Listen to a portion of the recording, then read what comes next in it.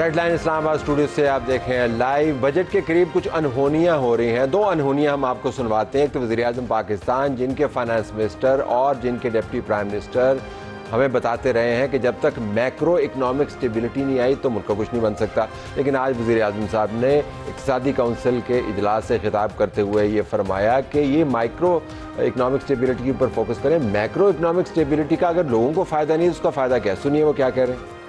Macro level की जो stability है उससे आम आदमी को क्या सरोकार है? आम आदमी को गरज है एम्प्लॉयमेंट से, प्रोडक्टिव मुलाजमत से, ज़राअत में, सनत में किस तरह तरक्की हो, एक्सपोर्ट किस तरह बढ़ेंगी, और फिर आम आदमी जो मुलाजम पेशा एक जवान है उसको हम क्या रिलीफ दे सकते हैं। उसके लिए वसाइल हमें दरकार हैं। आज अगर हमने अपनी ग्रोथ लेके आनी है तो हमें इकॉनमी में ऐसे इंसेंटिव्स इंजेक्ट करने होंगे जिससे एक्सपोर्ट्स बढ़ें, जिससे मैन्युफैक्चरिंग वो रिवाइव हो और इकॉनमी वो ट्रांसफॉर्म करे।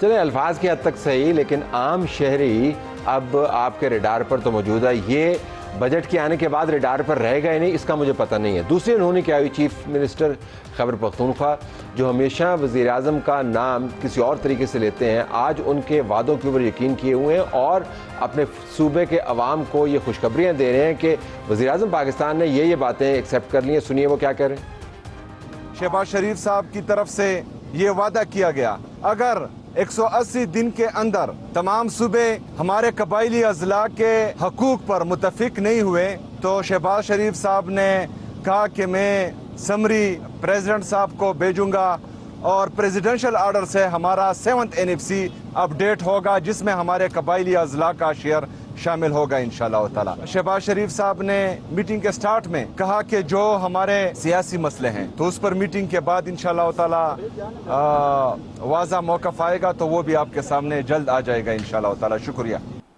शुक्रिया। ये अच्छी बातें हैं, इस वजह से शुक्रिया हमने अदा किया क्योंकि अमूमन तो आपको बहुत उल्टी सीधी बातें सुनाई देती हैं एक दूसरे के बारे में। अब हम इस पैनल से जो जिनका तारुफ मैं 1 मिनट में कराता हूँ, ये जानना चाहता हूँ कि ये बजट के करीब कुछ करामात ऐसी हैं जिसकी वजह से ये मामलात आपको दुरुस्त नज़र आ रहे हैं, बाद में सस्टेनेबल हो सकते हैं नहीं हो सकते। खैबर पख्तूनख्वा की हुकूमत के ऊपर बहुत बड़ा दबाव है पार्टी की तरफ से। अलीमा खान ने आज बयान दिया कि आपने इमरान खान से मुलाकात को बजट के तराजू में कैसे रख दिया। इमरान खान से मुलाकात करवानी थी, इन लोगों से आपने इनके ऊपर दबाव डालना था। हुकूमत के भी अपने मसाइल मौजूद हैं। पीपल्स पार्टी के साथ निगोशिएट करते हुए उनको बहुत सारे मामलात के ऊपर कंसीड करना पड़ा।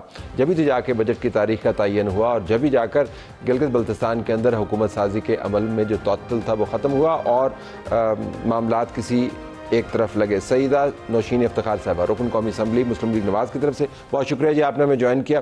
अली मूसा गिलानी, रुकन कौमी असम्बली पीपल्स पार्टी की तरफ से, जिन्होंने कोई ऐसा जादू जगाया कि इधर से बजट की तारीख अनाउंस हुई, उधर से GB के इंतखाबात की हुकूमत साजी का अमल मुकम्मल हुआ। आपको मुबारक हो जी, बहुत शुक्रिया, आपने भी हमें ज्वाइन किया। राना आतिफ साहब, रुकन कौमी असम्बली तहरीक इंसाफ की तरफ से, पंजाब से इनका ताल्लुक है और पार्टी की भरपूर नुमाइंदगी करते हैं। राना साहब बहुत शुक्रिया। क्विकली ज़रा ये बताएं, ये चेंज ऑफ हार्ट है या ये चेंज ऑफ टोन है खैबर पख्तूनख्वा की चीफ मिनिस्टर की तरफ से प्राइम मिनिस्टर के बारे वादों के ऊपर यकीन नहीं आ रहा? नहीं, मेरा ख्याल है कि ये वैसे जो सुहेल अफरीदी ने उम्मीदें शहबाज शरीफ से लगाई हैं, ये 100% उनको मायूसी होगी। ये कह रहे हैं कि वादे के ऊपर अमल करेंगे।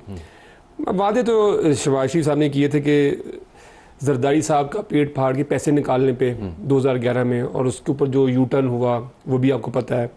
वादा तो शहबाज शरीफ साहब ने ये भी किया था कि मैं बिजली की कीमतें अपने कपड़े बेच के कम करूँगा। वो वादा भी वफा नहीं हो सका, बल्कि उसके कीमतें डबल हो गई। वादा तो उन्होंने ये भी किया था कि मैं इकॉनमी को 6 महीने में टर्न अराउंड कर दूंगा। ये 5वां बजट आ रहा है तो शहबाज शरीफ के वादे के ऊपर जो बंदा जाए, वैसे उसके लिए तो चीफ मिनिस्टर है आपका, तो आपने तो एक दिन नहीं गुजरने दिया, आपने अखबार में से हवा ही निकाल दी। बिल्कुल, मैं तो देखिए, मैं तो वो बता रहा हूँ चीज़ें जो मैंने देखा है और जो पाकिस्तान के अवाम जानते हैं। ये 5वां बजट है। मैंने आपको सारी बातें बता दी हैं। इन्होंने कहा था कि मैं अगर आपकी लाड़काना लाहौर की सड़कों पे मैंने ये ना किया, आपकी दौलत आपके कदमों में नछावर ना कर दी। कौन सा वादा शहबाज शरीफ ने आज तक पूरा किया? लिहाजा ये नहीं होने लगा, नहीं होएगा। मैं पहले बता रहा हूँ। अली मूसा साहब, ये तो कहते हैं कि इन्होंने कहा है कि मायूसी होगी तो फिर एतबार क्यों किया?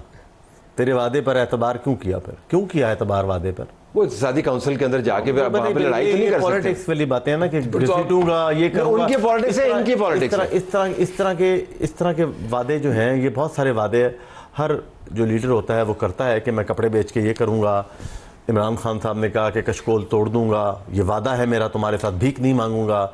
सऊदी प्रिंस की गाड़ी चलाई, कतरी की गाड़ी चलाई, भीख मांगने के डिफरेंट तरीके हैं ना, तो उन्होंने गिमिक्स हैं। तो वादे ये वाले इस तरह वादों पे बातें ना करें।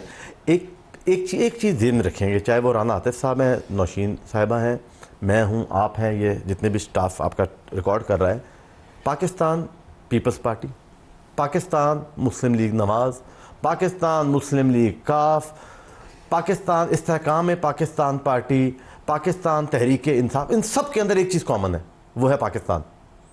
तो पाकिस्तान है तो ये सब कुछ है, पॉलिटिक्स भी है, इमरान खान भी है, आसिफ अली जरदारी साहब भी हैं, नवाज शरीफ साहब भी हैं, मैं भी हूँ, आप भी हैं। तो जो ये कुछ हो रहा है, ये पाकिस्तान की को मुस्तहकम करने के लिए तो ये अच्छा हो रहा है। ये इसके बाद पॉलिटिक्स है, सॉरी हाँ। इसके बाद पॉलिटिक्स होनी है। जो कुछ भी होना है, इमरान खान ने निकलना है, इन्होंने स्ट्रीट पॉलिटिक्स करनी है, इन्होंने उसको वादे पर घसीटना है, इन्होंने उस वादे पर एतमाद करना है या वादा करना है, ये सब कुछ उसके बाद होगा जब पाकिस्तान की एक जो दंगल है ना, कुश्ती, अखाड़ा तो लगे, अखाड़ा ही नहीं होगा तो कुश्ती कहां पर होगी। ठीक, अखाड़े की तो ये मुस्बत चीज़ है, लेकिन आपकी का जो है गुडविल वो कोई ज़्यादा दूर जाता नहीं है पीटीआई की तरफ, बहुत इलविल है। मेरे से आप पूछ रहे हैं? जाहिर है आपसे पूछना है गुडविल। मैं अभी आतिफ साहब की बातें सुन रही थी, मुझे लगता है कि इनकी पार्टी में हर बंदा जो है वो अपना ही ऑपोजिशन लीडर है, और हर बंदा जो है वज़ीर आला भी खुद है और पार्टी लीडर भी खुद है। एक बयान आता है, उसको 24 घंटे नहीं होते उसको दूसरा निगेट करने के लिए जंप इन कर जाता है। आज की ये जो मीटिंग थी, इक्तिसादी काउंसिल की मीटिंग, ये कौमी मुफाद के लिए पहले तो ये खुश आइंद इसलिए है कि तमाम वज़रा आला जो हैं उन्होंने बाहमी ताउन से, इत्तेहाद से और इत्तेफाक से इस चीज़ पे उन्होंने वज़ीर-ए-आज़म को ये श्योरिटी दी है कि अगर फेडरेशन को सूबों के जो है ताउन की ज़रूरत है तो वो उसके साथ खड़े हैं। ताउन से मुराद ये कि सूबों ने फंड जनरेट करके वफाक को देने बिल्कुल देना, ये फाइनेंशियल ताउन बिल्कुल देना, क्योंकि हमारे मुल्क को इस वक्त सियासत से ज़्यादा हमारे दिफा का मजबूत होना बहुत ज़रूरी है। और सेकेंडली जो प्राइम मिनिस्टर ने कहा कि दाखिली जो हमारी सलामती है और जो टेररिज्म के साथ हम लड़ रहे हैं, और सूबे जिन्हें बलूचिस्तान और केपी का जिक्र उन्होंने किया नंबर 1 पे प्रायोरिटी के साथ, तो इन चीज़ों का हल जो है वो आज की मीटिंग के बाद शुरू होगा। लेकिन उन्होंने बस ये भी कहा कि आपने एम्प्लॉयमेंट देनी है, लोगों को सहूलत फराहम करनी है, उसके लिए भी सूबों का तावन दरकार है। देखिए तलत साहब, ये भाई बैठे हुए हैं मेरे यहाँ पे, जो 126 दिन के धरने थे और जो लोग आप सड़कों पे निकाल के स्टेट के खिलाफ खड़ा करते हैं, ये भी दहशतगर्दी के ज़ुमरे में आता है। क्योंकि पाकिस्तान अभी इस वक्त ऐसे दोराहे से गुजर रहा था जहाँ पे ये डिफ़ॉल्ट से हम बचे, क्योंकि ये IMF के साथ अगर डीलें कर लेते बर वक्त, अभी भी हम अंडर उसके प्रोसेस में हैं जहाँ पे हमें बहुत सी चीज़ों का शराइत का ध्यान रखना पड़ता है जो IMF ने हमारे ऊपर जो है लागू की हुई हैं। और अगर ये पूरा हम इसको ऊपर प्रॉपरली हम इससे निकल जाते हैं तो पाकिस्तान कर्जे जो जिस मुल्क को ये छोड़ कर आए, जो ये बात करते हैं हमारे ऊपर हर चीज़ का ये इल्ज़ाम लगाते हैं, 70% तो कर्जे इनके दौर में लिए गए, और तो बातें वादे नहीं, इनका तो कोई एक वादा दिखाएं जो पूरा किया इमरान खान ने, यू टर्न के अलावा इनके पास कोई चीज़ नहीं। लेकिन आप देख लें आज रवैया आपने भी उधेड़ के रख दिया। अब इक्तिसादी काउंसिल की मीटिंग की जो स्पिरिट थी उसकी ऐसी की तैसी होगी, उन्होंने भी किया, आपने भी किया। नहीं, मैंने तो इसको पीपल्स पूछा, पार्टी को आपने नहीं किया। नहीं, मैंने इसको पूछा नहीं, हमने इस वक्त बात सियासत की मैंने आपको कहा नहीं हो रही, ये कौमी मुफाद की बात हो रही है। आपने सियासत का उधेड़ के रख दिया। मैंने देखा, देखिए जब आप हमारी, जब आप एक नहीं, अब आप देखें वज़ीर-ए-आज़म ने आज इन सबको शुक्रिया अदा किया। उन्होंने कहा कि अगर सूबे कुर्बानियां दे रहे हैं तो ये मुल्की मुफाद, तो आप भी शुक्रिया, आपका शुक्रिया, लेकिन आपका नहीं, आपने फिर आके लड़ाई वाली बात की। देखिए, ये अभी मोहतरमा कह रही थी नशीन साहिबा कि जो प्रोटेस्ट करना है वो दहशतगर्दी है। मैं आपको यकीन दिलाता हूँ अगले इलेक्शन तक इन्होंने एक बात और करनी है, वोट डालना भी दहशतगर्दी है, क्योंकि उनको वोट मिलना नहीं है तो इन्होंने उसको भी दहशतगर्दी कह देना है। अच्छा, दूसरी बात देखिए, मैंने एक साहब गुडविल और चीज़ है और किसी का ट्रैक रिकॉर्ड होना और चीज़ है। अच्छी चीज़ है सुहेल अफरीदी ने मानी है, मैं तो अपना ओपिनियन दे रहा हूँ। पीटीआई के अंदर ये कहना कि नहीं, मैं अपना ओपिनियन दे रहा हूँ और बेस्ड अपॉन फैक्ट्स आपको ओपिनियन दे रहा हूँ कि शहबाज शरीफ साहब का कभी कोई वादा पूरा नहीं हुआ। अच्छा, मैं थोड़ा सा, क्या मुमकिन है वैसे क्या मुमकिन है कि आप पंजाब की पीटीआई की रिप्रेजेंटेशन कर रहे हो और आपका तजर्बा दुरुस्त नहीं है? क्योंकि सुहेल अफरीदी का इंटरेक्शन जो है शहबाज शरीफ के साथ काफी राय है, बावजूद इसके कि उनके एतराजात भी ज्यादा। चलें देखिए, मैं कहना hope for the best and prepare for the worst. मैं तो आपको ये बता रहा हूँ, मुझे तो इसमें कोई मसला नहीं होगा, मैं तो सिर्फ आपको बता रहा हूँ जो हकायक है। अगली चीज देखिए शहबाज, अगर आप मुझे कहें कि पाकिस्तान सिंगापुर बन जाएगा, बड़ी अच्छी बात है, मैं मेरा दिल करेगा पाकिस्तान बन जाएगा, लेकिन पाकिस्तान ना बस एक सेकंड जी, मेरी बात सुनिए, मैं आपकी थोड़ी सी फाइनेंशियल लिटरेसी में थोड़ा इजाफा करता हूँ। अब ये इन्होंने बात खुद ही छेड़ दी। आपको शायद अंदाजा नहीं है शहबाज शरीफ जब से प्राइम मिनिस्टर बने हैं वो 42,000 अरब रुपया कर्जा ले चुके हैं, नंबर 1, जो कि और हमारे दौर के अंदर हमने 19,000 अरब कर्जा लिया था। मैं आपको बता दूं 24,000 से हम 41-42,000 पे छोड़ के गए थे, जो अब 85,000 अरब से ऊपर हो चुका है। मैं आपको एक और बात बता दूं, 1947 से लेके पीडीएम शामिल करके आप कर रहे हैं? नहीं, वो क्या नूनी वो की और थी, सेम। हाँ, मैं 5 साल, हाँ मैंने टाइमलाइन वो बता रहा हूँ, 2022 9 अप्रैल से लेके आज तक 30 जून 4 साल। हाँ जी, 4 साल। और आपका 2 साल वाला 3 साल नहीं, हमारा तो कैलकुलेशन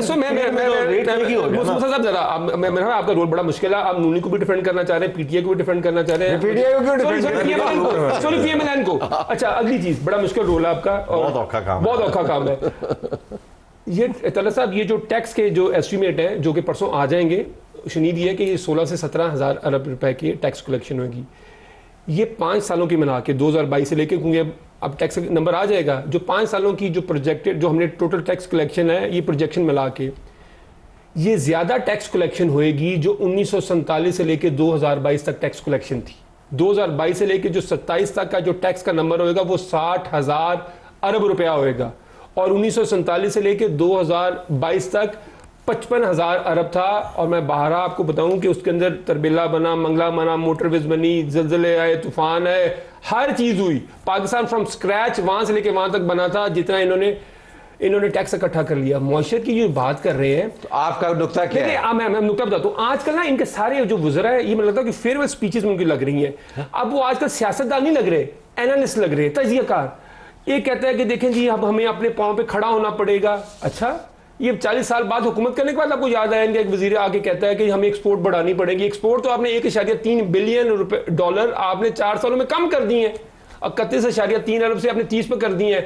अब शहबाज शरीफ साहब कह रहे थे ये मैक्रो इकोनॉमिक स्टेबिलिटी नहीं, हमें रोजगार नीचे जाना चाहिए। आपने आधा मुल्क तो आपने अनएम्प्लॉयड कर दिया है। 1999 से लेके इस टाइम इनकम इनइक्वालिटी का जो नंबर है वो सब में हाईएस्ट है।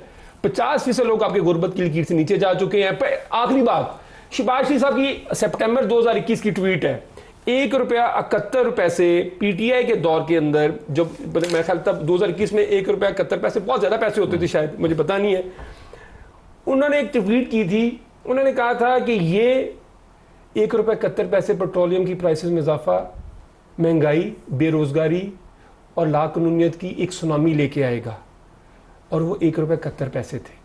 अब तो रातों रात 160 रुपए, 120 रुपए, 55 रुपए, अच्छा कम बैक 200, 150 से 420 पे, ये भी रिकॉर्ड कायम करते हैं, 270 रुपए। और आजकल पेट्रोलियम महंगे होने की फायदत बताई जाती है। ये नया काम शुरू किया कि पेट्रोल महंगे करने का मुल्क को क्या फायदा है। माशाल्लाह, आप ये फायदत बताते होते थे कि अगर चीनी नहीं खाएंगे तो शुगर नहीं होगी, मतलब ये भी आप बताते होते थे कि हाँ नहीं, आपका मिनिस्टर बताते होते। मुझे नाम बताइए कौन बताता था? आप जब शुगर का क्राइसिस हुआ था, उनसे पूछा गया था, उन्होंने कहा जी कि चीनी खाना वैसे भी सेहत के लिए बुरा है। वैसे तो टेक्निकल की बात ठीक है, लेकिन पेट्रोलियम की सो बेसिकली आपके पास एक टफ सिचुएशन है कि जो नंबर्स हैं वो आपकी स्टेटमेंट से मैच नहीं करते हैं। It's a tough situation. मैं इनका पहले जवाब दे लूँ आतिफ साहब का, क्योंकि बड़ी अच्छी मौशियत पे बात की, उन्होंने डिबेट बहुत अच्छी की है, लेकिन फैक्चुअल जो चीज़ें हैं वो मैं आपको बता दूँ। पिछले साल आपके पास जो रेमिटेंसेज आए वो आए $37 अरब के, और इस साल आपके जो रेमिटेंसेज अभी तक के हमारे फिस्कल ईयर कंप्लीट होने लगा है $40 अरब। और ये जो मौशी बहरान हमारा था जिसको हम सरपास करके अब आए, और फिर एक आलमी बहरान में जहाँ में पेट्रोल की जो कीमत हमारी इतनी हाई जिसकी हुई, क्या उसका खाली फ़ायदा सब्सिडीज़ जो थी वो खाली पंजाब को दी गई? वो केपी के लोगों को भी दी गई हैं, और इनके लोगों को भी ये बताया गया कि जो प्राइम मिनिस्टर का विजन है वो आम आवाम पे या आम लोगों पे बोझ डालना नहीं है। 128 अरब रुपए की सब्सिडीज पेट्रोल के लिए इसलिए दी गई कि इनको भी पता है कि ये जो भी क्राइसिस हमारे पैसे ना, हमारे पैसों से आप सब्सिडी दे रहे हैं ना, हुकूमत के। देखिए, स्टेट अपने पैसों से तो नहीं देगी, जो रेवेन्यू जनरेट हुकूमत से अपने स्टेट का। तो मैं कह रहा हूं कि लोगों का पैसा, अगर आप लोगों को रिलीफ देने के लिए टेम्पररी रिलीफ आज जो बात बड़ी बात है। तलत साहब देखें, ये जो रिलीफ की हम बात करते हैं, ये हम कोई सूबा प्रायोरिटाइज करके नहीं कर रहे ना, ये हम 25 करोड़ आवाम की बात करते हैं जिसमें केपी भी शामिल था। अभी जो उनकी गुफ्तगू का स्टार्ट था वो तो आपने सुन लिया। अब जो मैं बात कर रही हूँ, मैं कह रही हूँ जहाँ पे आपके रेमिटेंस रेमिटेंसेज इंक्रीज हो गए और उस मई में स्पेशली आपके 4 अरब 30 करोड़ के जो हैं वो रेमिटेंसेज इस मुल्क में रिसीव हुए। वो इसलिए हुए कि इंटरनेशनल मार्केट भी वज़ीर आज़म की मौशी पॉलिसी पे एग्री कर गई है। ये क्या कहते हैं, मुल्क को क्या किया, जब आप डिफॉल्ट पे छोड़कर आ गए थे तो वज़ीर आज़म ने सियासत नहीं बचाई, वज़ीर आज़म ने ये मुल्क बचाया। और आज भी अगर आप बात करें तो आपकी जो स्टॉक एक्सचेंज है वो किस तरह सरपास करके गई है इंडेक्स, आपने वो भी देखा है। तो आम लोगों की रिलीफ की जब बात आती है तो वज़ीर आज़म शहबाज शरीफ साहब हमेशा यही चाहते हैं। और आपने ये जो ऑस्टेरिटी मेजर्स देखी, ये खाली ये बात ना करें, आपको तो बहुत पॉपुलर होना चाहिए ना, फिर गिलगित में हार क्यों गया? देखें, आप गिलगित के रिफॉर्म्स की बात करें, गिलगित नहीं, मैं वैसे कह रहा हूं, ये तो बड़ी अच्छी बात है। देखिए, मैं एक बात बताऊं, देखें अभी जो बात कर रहे थे कि हमें वोट नहीं डाल देंगे लोग, तो डस्का का इलेक्शन जो है ये कहते हैं कि जी वो कोई टेररिज्म की जद में नहीं आता ना, वो आपकी दहशतगर्दी नहीं आती, वो भी है जब आप 20 डब्बे पोलिंग जो है ऑफिसर चोरी करके ले जाते हैं ना। आपको पता नहीं तो ये डस्का के फील्ड से है। हाँ, तो मैं मेरे से तो ये बात करें ना, अगर वो रिगिंग थी ना, अगर वो रिगिंग थी, रिगिंग की बात ही ना करें, आप सर्टिफाइड है। फरवरी को इन्होंने किया लाख वोटों को, रिगिंग पे नहीं जाऊंगा, रिगिंग पे जाए ना, लेकिन अब बात बात अब छोड़ दें, मैंने रिगिंग की बात नहीं करी, मैं आपकी बातों का भी सिर्फ जवाब दे रही हूँ। तो बात यही है कि जो वज़ीर आज़म का विजन है इस वक्त, वज़ीर आज़म पाकिस्तान का, आज की जो इक़्तिसादी मीटिंग हुई है हमारी काउंसिल की मीटिंग, उस पर बात अगर करूँ तो ये वाकई चारों सूबों को मिलकर वफाक का बोझ जो है वो बांटना है, तभी अच्छी बात है जो पे जाएंगे, तभी आपका जीडीपी। वापस आइएगा कि ये नंबर्स एक्चुअली काफ़ी डिफिकल्ट हैं, पाकिस्तान के कर्जों के नंबर बड़े डिफिकल्ट हैं, एम्प्लॉयमेंट के नंबर्स बड़े डिफिकल्ट हैं, फैक्ट्रियों की बंदिश के नंबर जो है वो बड़े डिफिकल्ट हैं, फॉरेन इन्वेस्टमेंट के ना आने के नंबर्स डिफिकल्ट हैं। तो किसी न किसी जगह पर जाकर नंबर्स को तब्दील होना होगा। मैं नॉट गोइंग इनटू डिटेल्स, मैं पिछले 1 साल से एक पॉलिसी पे काम कर रहा हूँ, अगर बजट में वो आ गई तो वेल एंड गुड होगा। हमारे मुल्क के अंदर ना बहुत चीज़ें बिगड़ी हुई हैं, जिसमें जो ब्यूरोक्रेसी का रोल है, उनकी एक बंदा सोचता है कि वो समझता है कि जो ये सियासतदान हैं, जो ये आवाम से उठकर आए हैं, इनका तो ये काम ही नहीं है पेपर वाला। हालांकि हमारा ये काम है, हमने पॉलिसी देनी है उनको, उन्होंने उसके हिसाब से सिर्फ अंग्रेजी लिखनी है, उसकी उनका काम नहीं है, उस पर अमल आप ही ने लगाए हुए ना, टेक्नोक्रेट से जो मोहब्बत है आप लोगों की, वो आप ही लोगों ने लगाए हुए इसको। लेकिन अब जो नंबर हैं ये कैसे पूरे होंगे, टू बी वेरी कैंडिड, और मेरी पर्सनल व्यू है, स्ट्रिक्टली पर्सनल व्यू है मेरा, हमारे जितने भी सूबे हैं, मैं पंजाब में रहता हूँ, मैं पंजाब की बात कर लेता हूँ, केपी में भी होता होगा, सिंध में भी होता होगा, बलूचिस्तान में भी होता होगा। सो मैं पंजाब का रिहायशी हूँ, मैं फर्स्ट हैंड देखता हूँ, तो इसलिए मैं कहना चाहता हूँ हमारे जितने भी चीफ मिनिस्टर हैं वो सब बादशाह हैं, अरबों रुपए की ग्रांटें चल रही हैं, खुदा की कसम शायद उस सड़क की ज़रूरत नहीं होगी, कोई बात नहीं, लोगों को पेट पलना जरूरी होगा, सड़क जरूरी नहीं होगी, मैं इसके बहुत खिलाफ हूं। स्पेंड स्पेंड स्पेंड ये करते हैं, स्पेंड बहुत अच्छी चीज है। देखिए इस मुल्क के अंदर ना, अगर मियां मोहम्मद नवाज शरीफ साहब और PMLN का एक मोटो है ना कि हम अक्रॉस द आइल बैठते हैं पॉलिटिकली, तो मैं देखता हूं कि ये क्या सेल करते हैं, ये सेल करते हैं मोटरवे, ये सेल करते हैं फ्लाईओवर, ये सेल करते हैं ब्रिज। यूसुफ रज़ा गिलानी ने अपने दौरे हुकूमत में, हमने मुल्तान को रिवैम्प कर दिया, hospitals, cancer hospital, international airport, bypasses, मतलब मुल्तान जैसे शहर का बाईपास नहीं था, साहिवाल, गुजरांवाला, उकाड़ा, छोटे छोटे पत्तों की सबके बाईपास थे, 2-2 बाईपास बनाए, ब्रिजेस कनेक्ट कर दिए, कनेक्टिविटी बना दी, ड्राई पोर्ट्स बना दिए, फोर्ट बनाए तो सारी रोडें ना, अभी तो अब रोडों मैं बता रहा हूं, मुझे कंप्लीट करने प्लीज, मैंने कि आप दोनों की बात में। अच्छा अब आप सुन लें, ये उसको सेल करते हैं, उसका वोट नहीं मिला, वरना GB में मिल जाता, हमने वो सेल किया 13 के अंदर, मुल्तान में वोट नहीं मिला। अब ये कह रहे हैं सखर मोटरवे का रोला डाल रहे हैं, मैं इसको क्लियर कर देता हूं। ये एक नई मोटरवे बना रहे हैं, लाहौर से नई जमीन खरीद रहे हैं, सियालकोट से निकल रही है वो, खारियां से होते हुए गुजर खान लेकर आ रहे हैं, अभी उसकी जरूरत नहीं है इस मुल्क को। अच्छा होल्ड ऑन मोटरवे, जब ये वो नहीं बन रहे होंगे तो मैं कहूंगा फिर सखर टोल प्लाजा आ गया, ब्रेक आ गया, टोल प्लाजा आ गया, ब्रेक आ गया, ब्रेक के बाद वापस आते फौरन इसी डिबेट में आते हैं।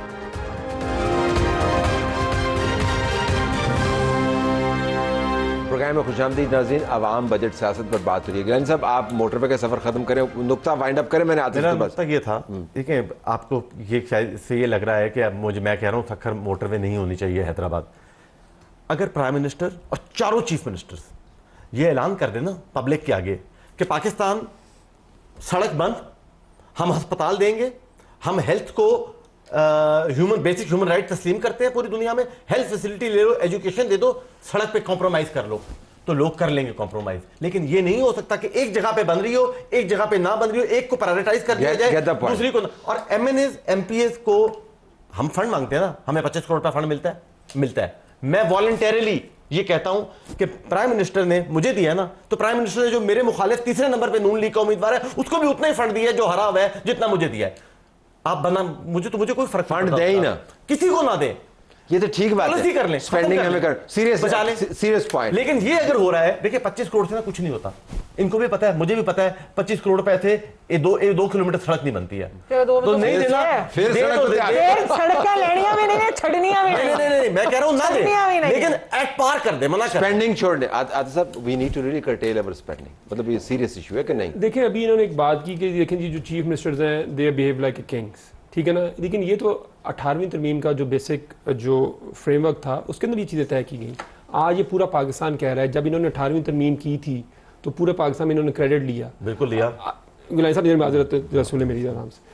उसके बाद क्या हुआ, आज आप ये कह रहे हैं कि वफाक के पास पैसे नहीं है और सूबे एक कन्फेडरेशन की तरह बिहेव कर रहे हैं, और सूबे because they are keep spending the money और वफाक के पास at the end of the day पैसे नहीं है। इस टाइम यही सही डिबेट है।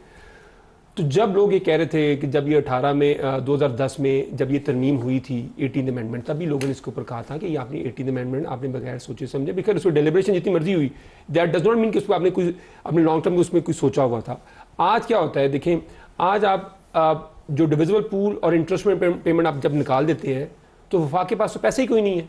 देखिए ना, 8,500 अरब की आपकी पिछले साल आपकी वो थी इंटरेस्ट पेमेंट थी, और 8,500-9,000 अरब आपने सूबों को डिविजिबल पूल से पैसे जो दे दिए, उसके बाद आपके पास वफाक चलाने के लिए पैसे ही नहीं। तो आप चाहते हैं कि रोल बैक हो 18th? देखिए मैं बताता हूं, आप चाहते हैं कि पहले देखिए मैं बताता हूँ, देखिए उसकी 2 वजह, देखिए नहीं, देखिए ये एक और गलती होगी, मैं बताता हूँ कैसे। आप मेरा प्लीज गिव मी 2 मिनट्स। नहीं, दोनों गलतियां कैसे होती हैं? मैं बताता हूँ आपको, आप मेरी बात सुन लें।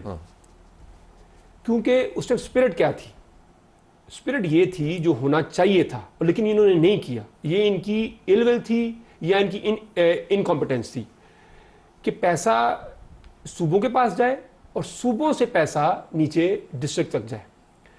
आपने प्रोविंशियल फाइनेंस कमीशन नहीं किया।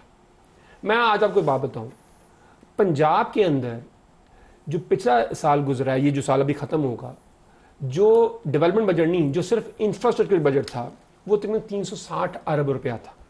उसके अंदर से 190 अरब रुपया सिर्फ लाहौर के अंदर खर्च हुआ, और 190 अरब का भी 80% 4 MNA के हल्के के ऊपर खर्च हुआ।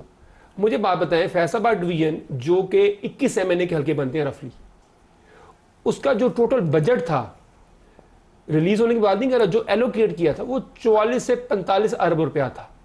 मैं आपको ये बताऊं, ये लॉपसाइडेड स्कीम है। उसके बाद आपने बल्दियाती इंतखाब आपने कराए नहीं है, और बिल्कुल ये गिलानी साहब बिल्कुल बात सही कर रहे हैं, but he is also part of that system कि आप जो चीफ मिनिस्टर है वो यहाँ पे गल्फ स्ट्रीम जेट आ रहे हैं। मुझे बात बताएं कि मुल्क के पास, और मैं मजे की बात बताऊं, ह्यूमन डेवलपमेंट पर पैसा खर्च नहीं करते। HSC का जो बजट प्रपोज बजट है इस साल वो 39 अरब रुपया है, और आप 12 अरब रुपए के जहाज खरीदे जा रहे हैं।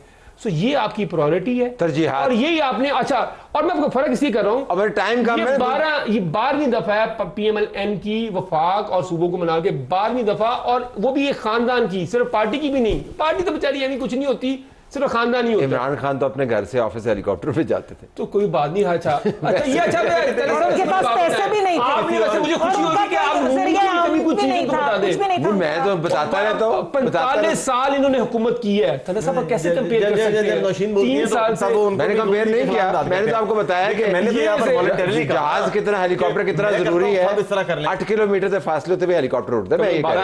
पेट्रोल भी 55 रुपीस का था इनके दौर में। गो अहेड मूसा साहब। देखिए बात ये है कि ये पॉलिटिक्स अगर तो एक माशी इस्तेहकाम लेकर आना है और एक मुल्क को इकोनॉमिक राइट ट्रैक पर लेके चलना है ना, तो फिर पॉलिटिक्स छोड़नी पड़ेगी सबको। और ये भी सिंसियर है फैसलाबाद डिवीजन के लिए, मैं मुल्तान के लिए, साउथ पंजाब के लिए सिंसियर हूँ, और ये सियालकोट डिवीजन या गुजरांवाला डिवीजन के लिए सिंसियर है। तो फिर पॉलिटिक्स डिसाइड करके एक रोड मैप बनाएं, हम एक रोड मैप देते हैं और एक रोड मैप के ऊपर चलें। 18वीं तरमीम की जहाँ बात करते हैं वहाँ पर बहुत सारी डेलिब्रेशन हुई, बहुत टाइम लगा, एक बंदे ने भी यूनानिमसली वो पास हुई। अब इख्तियार देने का ये मतलब नहीं था कि जो जिसके पास इख्तियार आ जाए वो उसके ऊपर, ये तो नहीं कहा उसका हमने एक रोबोट तो नहीं बना दिया था ना, आगे तो इंसान ही है, जिम्मेदारियां भी थी ना उसके ऊपर। बजट के अंदर आपको उम्मीद है कि आपके सेलिंग पॉइंट्स होंगे अवाम के हवाले से, वो मयार जो वज़ीर आज़म ने अब खुद ही सेट कर दिया, कोई सेलिंग पॉइंट्स होंगे अवाम को देने के लिए? देखें, एज अ हुकूमत होने भी चाहिए, होने भी चाहिए तो ठीक है, वो तो बहुत कुछ होना चाहिए, होंगे या नहीं? होंगे, इंशाल्लाह होंगे, क्योंकि मैं अगर बोझ जो है हुकूमतें अवाम का उठाएंगी और जो विजन है प्राइम मिनिस्टर का, जो आज आपने उनकी बातें सुनी है, तो उसका यही मतलब है कि ये जो बजट है ये भी अवाम दोस्त होना चाहिए और इसमें होना चाहिए या होगा इंशाल्लाह, क्योंकि इसमें सैलरीड तबका भी है, इसमें नॉन एम्प्लॉयड भी है, जिसमें एम्प्लॉयमेंट की भी जरूरत है। आपको इंडस्ट्री को भी प्रमोट करना है, आपको एग्रीकल्चर सेक्टर को भी आगे लेके चलना है।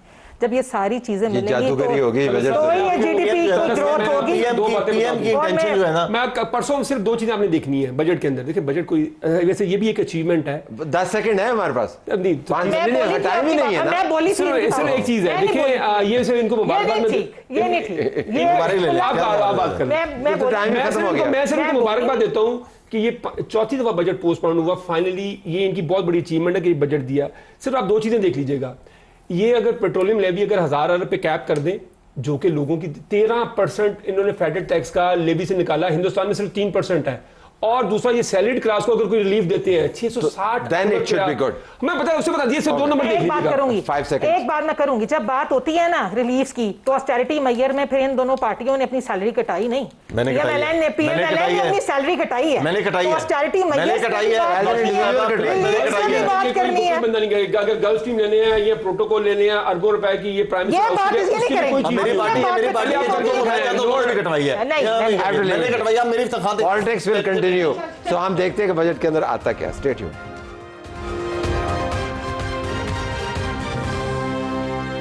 प्रोग्राम में खुशामदीद नाज़रीन। आज़ाद जम्मू एंड कश्मीर के हालात के ऊपर हम आपको आगाही दे रहे हैं और तजिया कर रहे हैं। सरदार अतीक अहमद खान साहब, जो आज़ाद जम्मू एंड कश्मीर की सियासत का बड़ा नाम है, प्राइम मिनिस्टर भी रह चुके हैं वहाँ पर और अपनी पार्टी की सरबराही भी करते हैं। एक बड़ा ख़ानदान है, सियासी तौर पर एक लंबी ट्रेडिशन हमारे साथ इस वक्त मौजूद है। सरदार साहब बहुत शुक्रिया। अभी तक जो ताज़ा तरीन सूरत हाल है वो ये है जी, रावला कोर्ट के इर्द गिर्द जो लोग पहुँचने थे वो पहुँच गए हैं।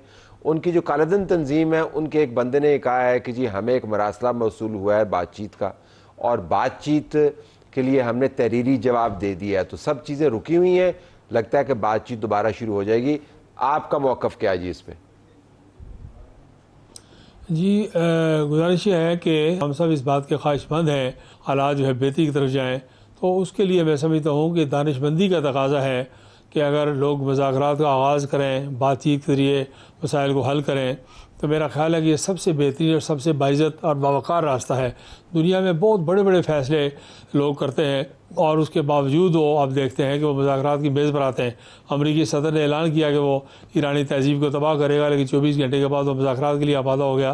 तो ये जो सूरत हाल है, ये मुज़ाकरात का ही तकाज़ा करती है और इसमें सारे जो स्टेक होल्डर्स हैं उनको अपना रोल अदा करना चाहिए और इस बात की कोशिश करनी चाहिए कि चीज़ों को पुरतशद्दुद जो ज़राए हैं और पुरतशद्दुद जो एहतजाज है उसका रास्ता रोकना चाहिए और चीज़ों को आइन के अंदर, कानून के अंदर और जो तयशुदा निज़ाम है उसके अंदर, सियासी प्रोसेस के अंदर उसको हिकमत अमली से किया जाए और कहीं भी कोई मज़ीद जानी नुकसान आज़ाद कश्मीर में न हो, किसी किस्म का नुकसान न हो।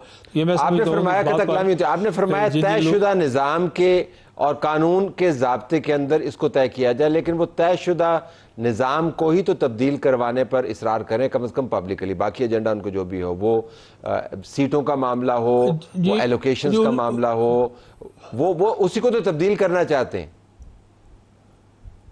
जी ऐसे मैं गुजारिश कर रहा हूँ कि मुज़ाकरात की मेज़ पर जो लोग बैठेंगे तो वो मुज़ाकरात चूँकि पिछले 2-3 साल से 2023 से वो मुज़ाकरात के कई राउंड कर चुके हैं और उनके साथ मुज़ाकरात में फेडरल गवर्नमेंट ने, AJK गवर्नमेंट ने बड़ी भरपूर कंसेशन की है, बड़ा भरपूर स्पेस दिया है और मैक्सिमम उनकी बातें मानी हैं। कई ऐसी हैं, आपने कायरा साहब को सुना कि उन्होंने कहा कि कई बातें शायद मानने वाली नहीं भी थी, हमने मानी है। अब इस वक्त ये जो वक्त है उस वक्त मेरी एक राय हो सकती है, मेरी जमात का एक मौक़िफ़ हो सकता है, हमारी को अना हो सकती है, लेकिन इस वक्त साहब सारा मामला है रियासत को बचाने का और आज़ाद कश्मीर के जो नाजुक तरीन दफ़ा हिसार है पाकिस्तान का, उसके हालात को ठीक करने का। इसलिए कि अगर हमें कोई अपने किसी बात की, छोटी मोटी सियासी बात की कुर्बानी भी किसी को देनी पड़ती है स्टेक होल्डर्स में से और मुज़ाकरात के जरिए कोई रास्ता निकलता है तो उस पर बातचीत के दरवाज़े खोलने चाहिए। बाकी जब बातचीत के लिए बैठेंगे तो मेरा यकीन है कि हमारे लोग अगर अमेरिका ईरान की सुलह करवा सकते हैं और तीसरी आलमी जंग को टाल सकते हैं, तो घर में भी वो मुज़ाकरात का रास्ता हमवार कर सकते हैं और मुज़ाकरात में जो बातचीत होगी उसमें फिर सारे लोग मिल बैठ के तो कोई ना कोई ऐसा रास्ता ज़रूर निकालने में कामयाब हो सकते हैं जो सबके लिए विन विन सिचुएशन की तरफ ले जाए। अभी इसमें सूरत हाल ये भी है जी के बराबर में हम ये भी कह रहे हैं कि इस एहतजाज में रॉ के बंदे मुलव्वस हैं, हमने रॉ के बंदे पकड़े हैं। जो तकारीर हुई हैं चंद एक मैंने सुनी है, आपकी नज़र से भी गुजरी होंगी, उसके अंदर वो अलहदा रियासत की आज़ादी का मुतालबा कर रहे हैं। वो झंडा तो उनके पास मौजूद है, वो कह रहे हैं पासपोर्ट भी हमारा अलहदा होना चाहिए। जो पाकिस्तानी डियास्पोरा बाहर बैठा हुआ है वो उनकी वीडियोस को सर्कुलेट कर रहा है। हिंदुस्तान का मीडिया इसके ऊपर छलांगे लगा रहा है खुशी के साथ। तो मैं जानना चाहूँगा कि ये जो अब नारा निकल पड़ा है इसको रोल बैक कैसे किया जाए? देखिए, गुजारिश ये है कि कश्मीरी डायस्पोरा से भी हमारी अपील है कि उन्हें ये बात उनके इल्म में है कि दुनिया की तारीख के बहुत बड़े मुजाहरे और जुलूस जो हैं वो बरतानिया में, यूरोप में, America, Australia, Canada, France, Germany में हुए हैं और वहाँ किसी जगह भी पुरतशद्दुद मुजाहिरीन के साथ बातचीत हुई है या वहाँ आईन और कानून हरकत में आया है, पहले तो उनको ये फैसला करना चाहिए। चूँकि ये कश्मीरी कम्युनिटी, पाकिस्तानी डायस्पोरा हमारा बहुत कीमती डायस्पोरा, बड़ी वाइब्रेंट हमारी सोसाइटी है ओवरसीज़ की और बड़ा उनका कंट्रीब्यूशन है हमारी इकॉनमी में और बेशुमार मामलात में, हमारे सफारत सफ़ीर है वो, तो उनको इस बात के साथ इंसाफ करना चाहिए। और दूसरी बात यह है कि ये सारा निज़ाम जो है, सारी दुनिया का निज़ाम इस वक्त एक तयशुदा सियासी राय के ज़रिए चल रहा है, आइन के ज़रिए चल रहा है, कानून के ज़रिए चल रहा है। तो इस सारी बात को वायलेट करके अगर किसी वक्त कोई रास्ता को आदमी निकालना चाहता है तो मैं समझता हूँ कि उसके लिए तो फिर दुनिया को और हमारे हमदर्द लोगों का हो, डायस्पोरा हो या मकामी हो, उनको यकीनन ये बात सोचनी पड़ेगी कि फिर ये कानून साज असम्बलियाँ और सूबाई असम्बलियाँ और कौमी असम्बली और सेनेट और ये इदारे और हाई कोर्ट, सुप्रीम कोर्ट, ये सारे फिर क्या करेंगे? सवाल ये पैदा होता है क्या इस मुल्क में तमाम चीज़ों को रेलिवेंट करके तो चंद लोग अगर कोई ऐसी गलत बात करते हैं, कोई जायज़ बात करते हैं, उनकी बात ज़रूर सुनी चाहिए। और सबसे बड़ा हमारा कंसर्न जो है और सबसे बड़ा जो दिलचस्पी का और उसका परेशानी का एरिया है, एक बात और मैं दरअसल साहब कहता हूँ कि ये हालात रातों रात ख़राब नहीं हुए, इनको चंद साल लगे हैं। और अगर अखलाकी जुर्रत का मुजाहरा करें तो पाकिस्तान की वो सियासी जमातें हैं जो पिछले 15-16 साल से मुसलसल आज़ाद कश्मीर में इक़्तिदार में हैं और जिन्होंने वहाँ रियासती सियासत को काम नहीं करने दिया, तो वो अपने मरकज़ी हुकूमत के ताकत के ज़ोर पर वहाँ इंतखाबी अमल को सारा अपने माता लेके चलते रहे। उनको भी ये जिम्मेदारी कबूल करनी चाहिए कि ये हालात इन्हीं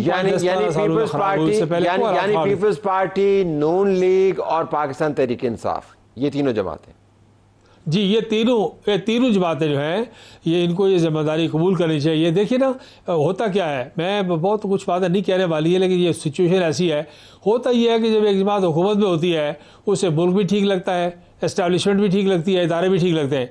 जब वो निकल जाती है बाहर वहाँ से तो फिर वो कहती है कि जनाब वो आपको याद है मैं आपके चैनल समेत सब पर कहा गया कि जी फलां साहब जो है वो बाबा कौम है, बाबा कौम कायद आज़म है, लेकिन आप चूँकि हुकूमत में है तो आपको एस्टैब्लिशमेंट की सपोर्ट है तो आपने वेरी सॉरी हमारे प्रोग्राम का वक्त खत्म हो गया लेकिन आपका पैगाम हम तक पहुँच गया। We have to leave it there. नाज़रीन, हमारी तरफ से ये कुछ इजाज़त चाहते हैं। अल्लाह हाफ़िज़।